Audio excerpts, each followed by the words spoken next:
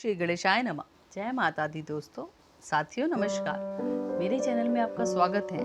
साथियों, श्रीमद् भगवत गीता के अध्याय के व्याख्या हो रही थी, जिसमें हमने श्रीमद् भगवत गीता के प्रथम अध्याय कुरुक्षेत्र के युद्ध स्थल में सैन्य निरीक्षण का पहला श्लोक, दूसरा श्लोक कर लिया था। आज हम कुरुक्षेत्र के युद्ध सैन्य निरीक्षण मतलब प्रथम अध्याय का तीसरा श्लोक पढ़ेंगे। और आप सबसे निवेदन है कि भगवत गीता के शरण में आए हो और आप ये सब सुन रहे हैं, तो इसका आपका पूरा आपको इसका फल, अच्छा फल प्राप्त होगा। आपके जीवन में पॉजिटिव वाइब्स आएंगी, तो आप इसे मन से सुनिए। तीसरा श्लोक। पश्येतां पाण्डुपुत्राणां चार्यं महितिं चुमुं व्यूणाद्रुपदपुत्रेण त्वं शिष्यं धीमता।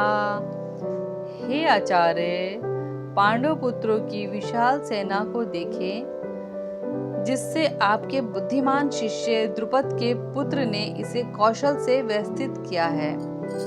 तात्पर्य: परम राजनीतिक दुर्योधन महान ब्राह्मण सेनापति द्रोणाचार्य के दोषों को इंगित करना चाहता था। अर्जुन की पत्नी द्रौपदी के पिता राजा द्रुपद के साथ द्रोणाचार्य का कुछ राजनीतिक झगड़ा था।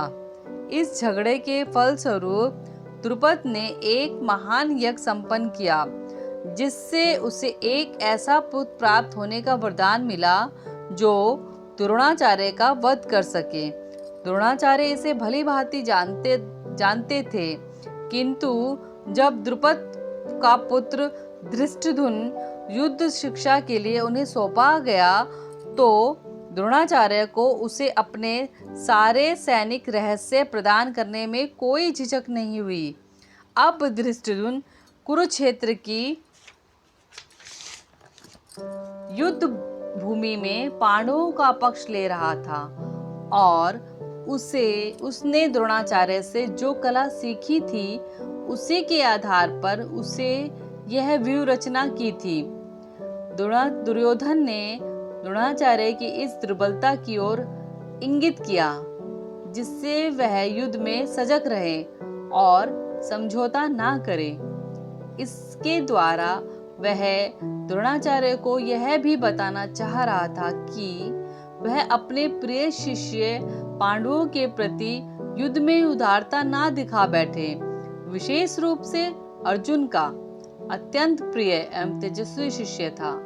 दुर्योधन ने यह भी चेतावनी दी कि युद्ध में इस प्रकार की उदारता से हार हो सकती है।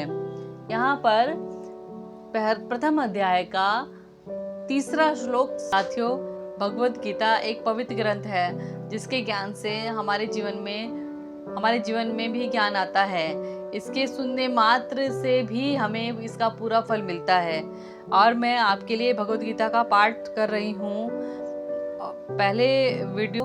भगवत गीता एक पवित्र ग्रंथ है, जिसके ज्ञान से हमारे जीवन में भी हमें इसका पूरा फल मिलता है।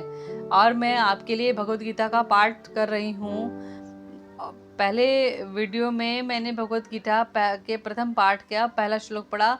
दूसरे वीडियो में दूसरा और तीसरे का चौथा वीडियो है, जिसमें कि हम प्रथम अध्याय है कुरुक्षेत्र के युद्ध स्थल में सैन्य निरीक्षण के चौथा श्लोक, पांचवा श्लोक, छठा श्लोक और सातवां श्लोक, ये चारों श्लोकों को हम पढ़ेंगे।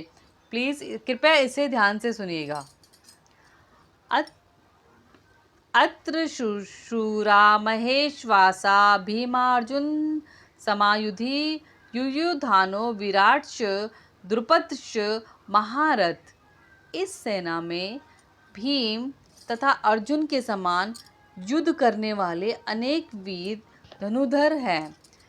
यहाँ महारथी युयुधान, विराट तथा द्रुपद। तात्पर्य: यद्यपि युद्ध कला में द्रोणाचार्य की महान शक्ति के समक्ष धृष्टद्युम्न महत्वपूर्ण बाधक नहीं था, किंतु ऐसे अनेक योद्धा थे जिससे भय था। दुर्योधन इन्हें विजय पक्ष में अत्यंत बाधक मानता था, क्योंकि इनमें से प्रत्येक योद्धा भीम तथा अर्जुन के समान दुर्जय था। उसे भीम तथा अर्जुन के बल का ज्ञान था, इसलिए वह अन्य की तुलना इन दोनों से करता था। 5वां श्लोक। धृष्टकेतुश्चेकितान् काशीराजस्य वीर्यवान् पुरुजित्ते कुन्ती भोजस्य शैब्यस्य नरपण्डुष्वः। इसके साथ ही धृष्टकेतु, चेतिकान, काशीराज, पुरुजित, कुंती भोज तथा शैब्य जैसे महान शक्तिशाली योद्धा भी थे। प्रथम अध्याय का 6वां श्लोक। युद्धा मनुष्य विक्रांत उत्तम मोजाश वीर्यवान सौभद्रो द्रौपदेयाश सर्व महारथा। पराक्रमी युद्धामनु अत्यंत शक्तिशाली उत्तमौजा सुभद्रा का पुत्र तथा द्रौपदी के पुत्र, ये सभी महारथी है। प्रथम अध्याय का 7वां श्लोक। अस्माक तु विशिष्टा ये तानिन बोध दिव्यज्योतम नायका मम सैन्यस्य संज्ञार्थ तान ब्रवीमि ते। किंतु हे ब्राह्मण श्रेष्ठ, आपकी सूचना के लिए मैं अपनी सेना के उन नायकों के विषय में बताना चाहूँगा जो मेरी सेना को संचालित करने में विशेष रूप से निपुण हैं। साथियों, यहाँ हमने 7 श्लोक तक सुना। मैंने ये आपके लिए पढ़ा और आप लोगों ने इसे सुना। यदि ये आपको समझ ना आए और समझ आए तो भी इसे आप बार बार सुने, रिपीट करके सुने। जितना सुनेंगे इसका शुभ फल आपके जीवन में उतना ही अधिक लाभदायक होगा। तो साथियों, नेक्स्ट वीडियो में हम 8वें श्लोक से शुरू करेंगे। तब तक के लिए जय श्री कृष्णा। ओम भूर्भुवः स्वः तत्सवितुर्वरेण्यं